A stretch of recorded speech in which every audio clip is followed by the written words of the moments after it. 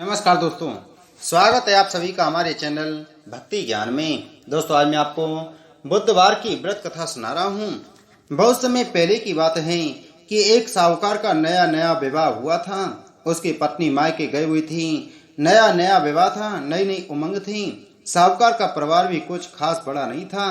जो रिश्तेदार थे उनके घर बहुत दूर थे। अब साहूकार को अकेलापन खाया जा रहा था। उससे रहा न गया और साहूकार जा पहुंचा ससुराल। साहूकार की बड़ी आवभगत हुई, लेकिन ससुराल में तो अपनी पत्नी से खुलकर बात करना दूर, सूरत देखना तक मुश्किल हो रहा था। अगले ही दिन साहूकार ने कह दिया कि विदाई की तैयारी कर लीजिए, हमें निकलना है। अब संयोगवश वह दिन था बुधवार का। सास ससुर ने समझाने का प्रयास किया कि बेटा, आज बुधवार का दिन है। इस दिन बेटी की विदाई नहीं करने का रिवाज है। बेटी की विदाई क्या, किसी भी शुभ कार्य के लिए यात्रा पर जाना बुधवार के दिन शुभ नहीं माना जाता। लेकिन साहूकार नहीं माना और कहा, मैं इन सब बातों को नहीं मानता। आप हमें जाने का आशीर्वाद दीजिए। अब अपने दामाद के आगे सास ससुर की कहाँ चलने वाली थी। मन मधुर कर तैयारी करनी पड़ी। बेटी की विदाई कर दी गई। अब चलते चलते रास्ते में साहूकार की पत्नी को प्यास लगी। साहूकार जैसे ही पानी लेने गया तो वापस आते ही उसकी हैरानी का कोई ठिकाना नहीं रहता। अपने ही हमशक्ल को गाड़ी में अपनी पत्नी के बगल में बैठे देखता है।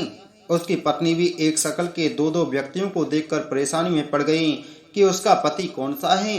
जैसे ही साहूकार ने पत्नी के पास बैठे व्यक्ति से पूछा कि वह कौन है, तो पलटकर जवाब दिया कि भैया, मैं तो फला नगर का साहूकार हूँ और फला नगर से अपनी पत्नी को लेकर आ रहा हूँ। तुम बताओ, तुम कौन हो जो मेरा वेश धरकर यहाँ आ कबाब में हड्डी बनने के लिए धमके हो।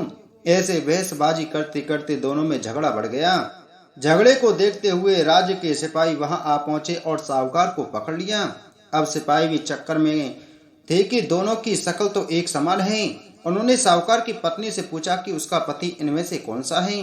वह बेचारी क्या जवाब देती। तब साहूकार ने हाथ जोड़ लिए और भगवान से विनती करने लगा कि हे भगवान, यह आपकी क्या माया है।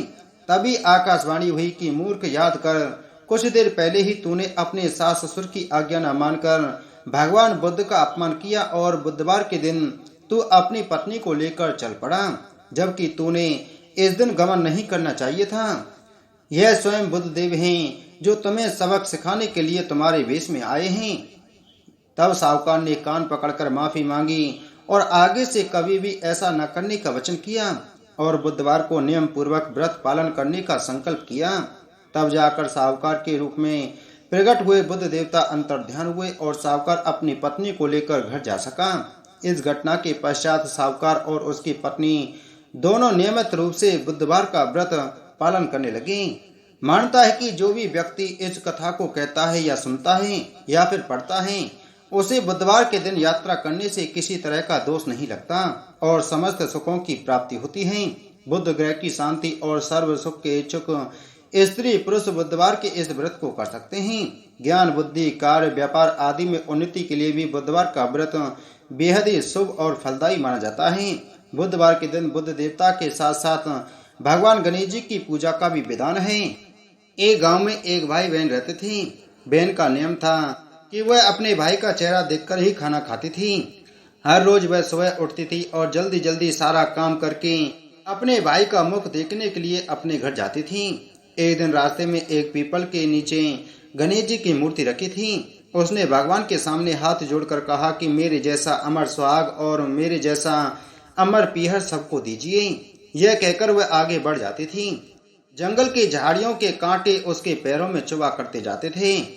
एक दिन भाई के घर पहुंची और भाई का मुख देखकर बैठ गई तो भाभी ने पूछा, पैरों में क्या हो गया है। यह सुनकर उसने भाभी को जवाब दिया कि रास्ते में जंगल की झाड़ियों के गिरे हुए कांटे पांव में चुभ गए हैं। जब वह वापस अपने घर आ जाए तब भाभी ने अपने पति से कहा कि रास्ते को साफ करवा दो, आपकी बहन के पांव में बहुत सारे कांटे चुभ गए हैं। भाई ने तब कुल्हाड़ी लेकर सारी झाड़ियों को काट कर रास्ता साफ कर दिया, जिससे गणेश जी का स्थान भी वहां से हट गया। वह देखकर भगवान गुस्सा हो गए और उसके भाई के प्राण हर लिए। लोग अंतिम संस्कार के लिए जब भाई को ले जा रहे थे तब उसकी भाभी लोगों से रोते हुए कहने लगी, थोड़ी देर रुक जाओ, उसकी बहन आने वाली है। वह अपने भाई का मुख देखे बिना नहीं रह सकती है। उसका यह नियम है। तब लोगों ने कहा, आज तो देख लेगी, पर कल कैसे देखेगी। रोज दिन की तरह बहन अपने भाई का मुख देखने के लिए जंगल में से निकली। तब जंगल में उसने देखा कि सारा रास्ता साफ किया हुआ है। जब वह आगे बढ़ी तो उसने देखा कि सिद्धि विनायक को भी वहां से हटा दिया गया है। तब उसने जाने से पहले गणेश जी को एक अच्छे स्थान पर रखकर उन्हें यह स्थान दिया और हाथ जोड़कर बोली, भगवान मेरे जैसा अमर सुहाग और मेरे जैसा अमर पियर सबको देना। और फिर बोलकर आगे निकल गई। तब भगवान सोचने लगे, अगर इसकी नहीं सुनी तो हमें कौन मानेगा, हमें कौन पूजेगा। तब सिद्धि विनायक ने उसे आवाज दी, बेटी इस खिचड़ी की 7 पत्तियां लेकर जा और उसे कच्चे दूध में घोलकर भाई के ऊपर छींटे मार देना, वह उठकर बैठ जाएगा। यह सुनकर जब बहन पीछे मुड़ी तो वहां कोई नहीं था। फिर वह यह सोचने लगी कि ठीक है, जैसा सुना वैसा कर लेती हूँ। फिर वह 7 खिचड़ी की पत्तियां लेकर अपने भाई के घर पहुंची। उसने देखा वहां कई लोग बैठे हुए हैं, भाभी बैठी रो रही है और भाई की लाश रखी है।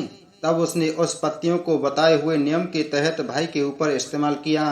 तब भाई उठकर बैठ गया। भाई बोला बहन से, बहन मुझे बहुत गहरी नींद आ गई थी।